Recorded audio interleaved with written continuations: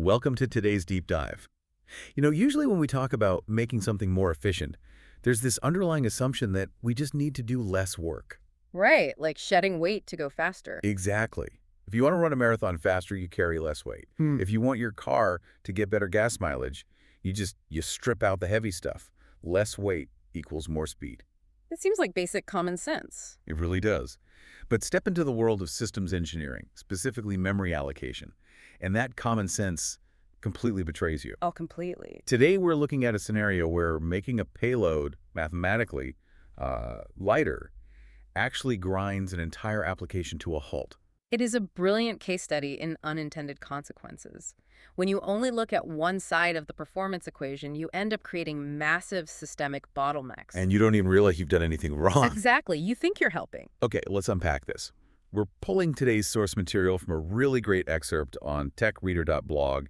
It's a post by Aaron Rose titled "The Secret Life of Go Memory Allocation." Yeah, and Aaron sets up this dynamic perfectly for you, the listener. Yeah, picture this beautiful, quiet Beaux Arts library in Lower Manhattan.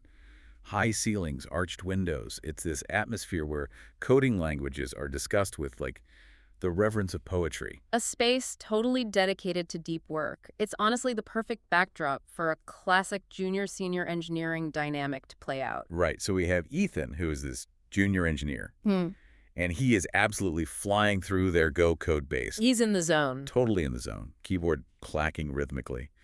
And he proudly announces to his senior colleague, Eleanor, that he's doing a massive optimization pass. He says it's going to make their application incredibly fast. But Eleanor pulls up a chair, takes a look at his screen, and has to gently break the news. Yeah, she has to tell him his brilliant optimization is actually slowing the entire system down. Which is tough, because Ethan's logic seems incredibly sound at first glance. That's what makes this such a compelling trap. Yeah, he noticed the code base was passing all these structs, things like user, config, and point, by value. Right. And for anyone who needs a quick refresher, when you pass a struct by value, you aren't just passing a name. No. Physically, a struct is a contiguous block of bytes in the computer's memory. Exactly. So if you pass a user struct by value, you are forcing the CPU to read and copy every single byte of that user's ID, their email, preferences, active session data. Basically making a full photocopy into a brand new, completely separate block of memory. Yes. And that copying takes raw computational work. Every time a function is called, the program spends CPU cycles duplicating that block of bytes. So Ethan looks at this overhead and decides, well, I need to change all those function signatures. He starts adding asterisks everywhere. Right. Modifying the code so that instead of passing the whole struct by value, the data is passed by pointers. He's essentially telling the system, don't copy the data, just pass the memory address where the original data lives. And mechanics-wise, Ethan has to be right here, doesn't he? I mean, think about it. If I want to share a massive 10,000-page encyclopedia with you, hauling that giant book to a photocopier is exhausting. Copying all 10,000 pages, binding it, handing me this massive stack of paper. Yeah, it's a lot. But handing you a tiny index card with the address of the library and the shelf number where the encyclopedia is sitting, that's basically weightless. Completely. Mathematically, handing you an 8-byte memory address, which is the index card, has to be faster than copying 10,000 pages of a struct. So why is Eleanor saying Ethan made the app slower? Well, what's fascinating here is the distinction Eleanor makes between the different dimensions of computing costs. Ethan's encyclopedia logic is flawless, but only if he's exclusively looking at the cost of moving data. Just moving the tiny card versus moving the heavy boxes of paper. Right. Handing over the index card is undeniably faster in transit. But Eleanor points out his massive blind spot.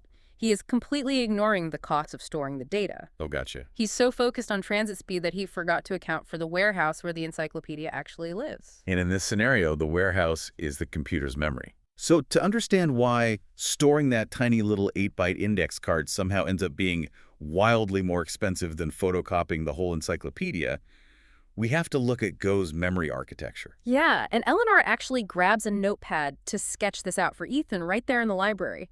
She divides memory into two distinct neighborhoods. The stack and the heap. Yes. I love the way she explains the stack. It's this ultra-fast, localized memory attached to a specific goroutine. And for you listening who might not write Go, a goroutine is essentially a lightweight thread of execution. Right. It's a single worker carrying out a specific task. And that individual worker gets its own private, dedicated workbench.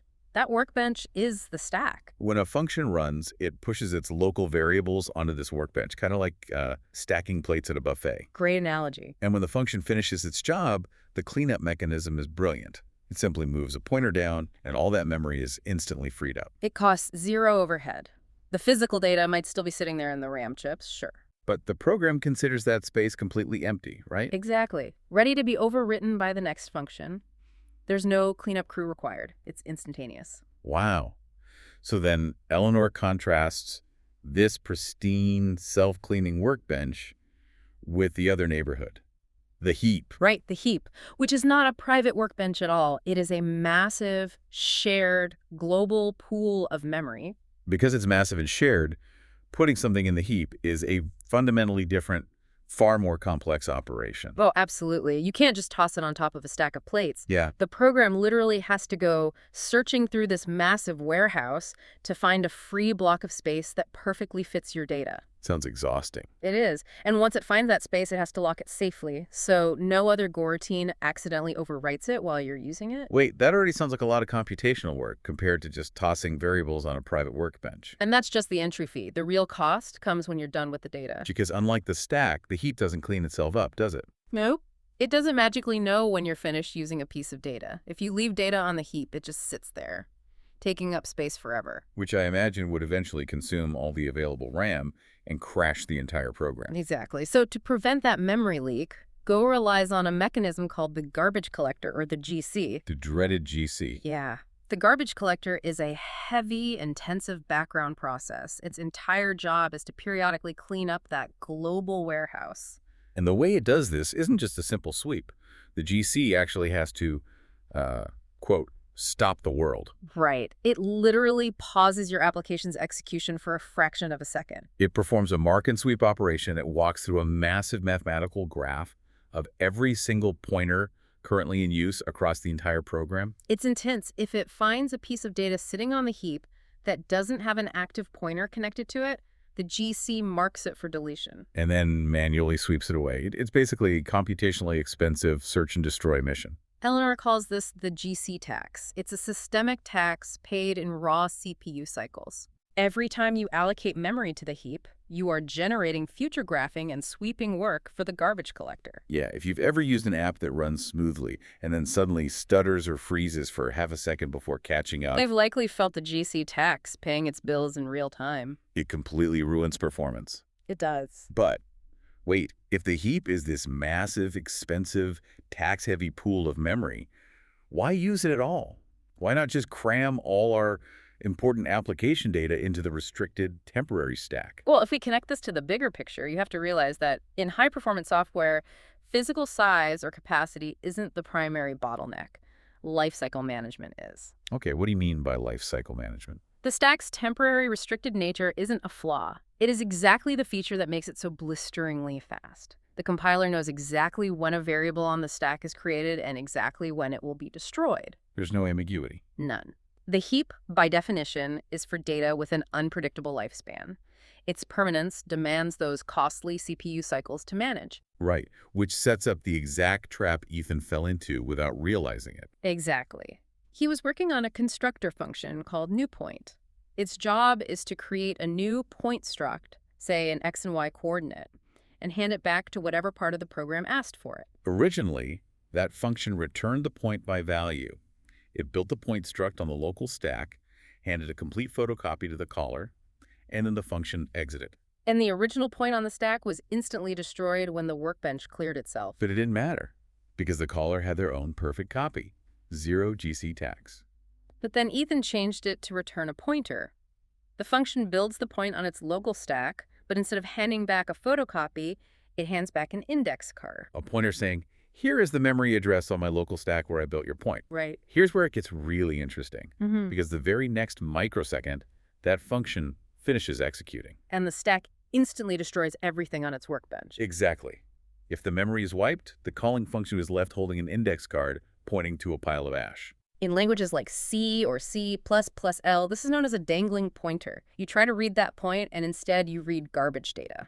Or you trigger a massive security vulnerability. Or the system just violently crashes. Wait, but Ethan's code ran. He was testing it in the library, and it was just running slow. It didn't crash. Right. So if the memory is supposed to be wiped, but the program doesn't crash when it tries to read it, I mean, the system must be secretly fixing his mistake before the code even executes. You hit the nail on the head. That is the hidden magic of modern compilers.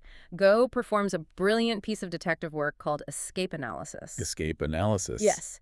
At compile time, before the program ever runs, the compiler reads Ethan's code and essentially builds an abstract syntax tree. It mathematically traces the exact life cycle and trajectory of every single pointer. It sees that the point struct was created on the local stack, but the pointer to that struct is being returned or escaping out of the function.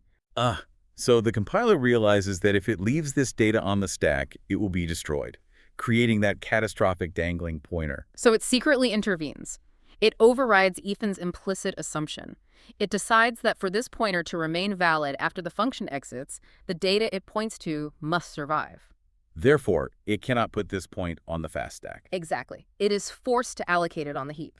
So by trying to be efficient and use a pointer, Ethan actually forced the compiler to abandon the fast lane entirely. Yep. And Eleanor proves this to him right there in the library. She opens his terminal and runs a specific command to expose the compiler's internal decisions. That command is go build-gc flags equals quote -m quote main.go. That -m flag tells the Go compiler to print out its optimization decisions, to show its work and reveal exactly where it is placing memory under the hood. And the terminal spits out the verdict. Quote, ./main.go :7:2 move to heap :p. The smoking gun. Totally. The compiler saw Ethan's pointer, realized it escaped the function, and silently moved the entire point struct to the heap. By forcing that data onto the heap, Ethan triggered that entire cascade of costs we just explored. He forced the system to search the massive warehouse, lock the memory space, and added a brand new node to the graph. A node that the garbage collector now has to pause the application to sweep up later. Yeah, Eleanor looks at him and delivers this brutal, brilliant summary. She says, you saved a microscopic fraction of a nanosecond by not copying two integers, but you forced a heap allocation and invoked the garbage collector. Quote, you traded pennies for a tax bill. It's such a great line. A point struct is incredibly tiny. Copying that small block of bytes on the lightning fast stack is practically free for the CPU. But Ethan was so anchored to the assumption that passing an index card must be faster than passing the data. Yeah, he happily swallowed the massive system-wide cost of a heap allocation. He tripped over pennies to trigger a tax audit. So Ethan immediately hits undo, watching all those little asterisks disappear from his code. He reverts everything back to passing by value. So what does this all mean? Should you, as a developer, just banish pointers altogether? Well, no. Eleanor introduces what she calls the architect's rule to clear this up. Pointers absolutely have a vital place in software. But you use them for semantics, not for micro-optimizations. Exactly. Semantics. Meaning you use a pointer when the fundamental logic of your application explicitly requires you to share state.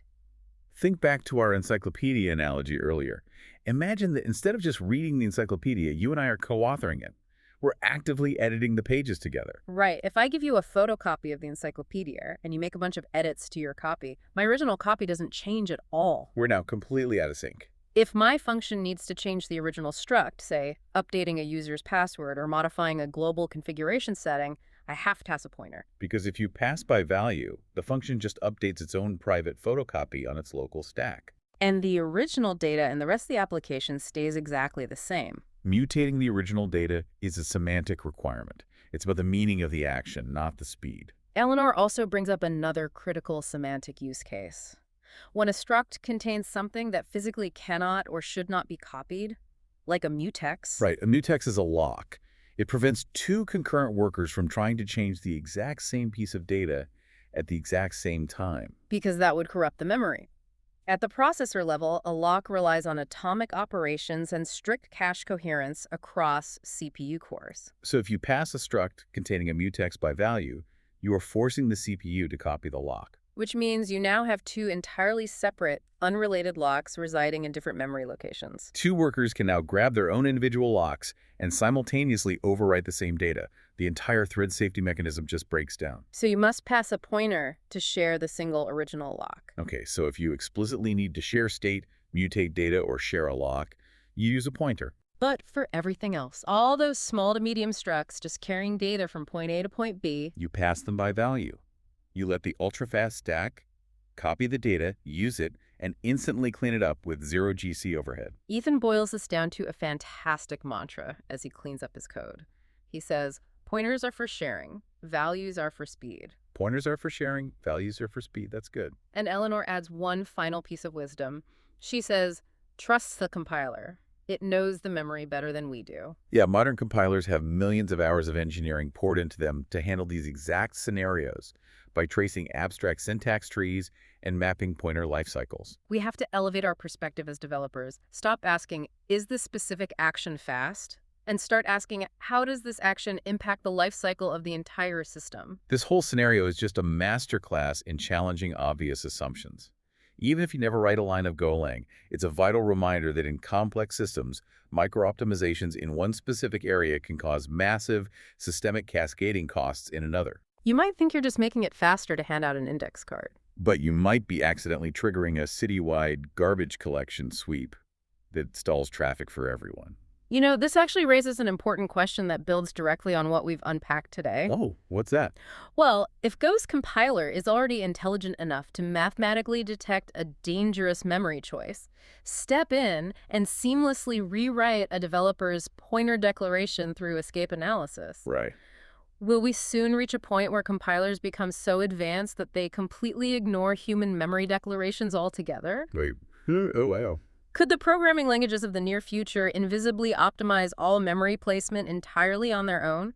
Imagine writing pure logic, while an autonomous AI compiler dynamically decides whether every single piece of data should live on the stack or the heap in real time based on system load. That would render the developer's agonizing choice between values and pointers completely obsolete. We might be moving toward a future where we stop managing memory and start letting the machine manage itself. We just spent this whole deep dive learning the rules of the road, and the future might be an autopilot that entirely handles the physics for us. It's definitely something to think about. That is definitely something to chew on. Well, thank you for joining us on this deep dive. Keep questioning the code behind the curtain, and we'll catch you next time.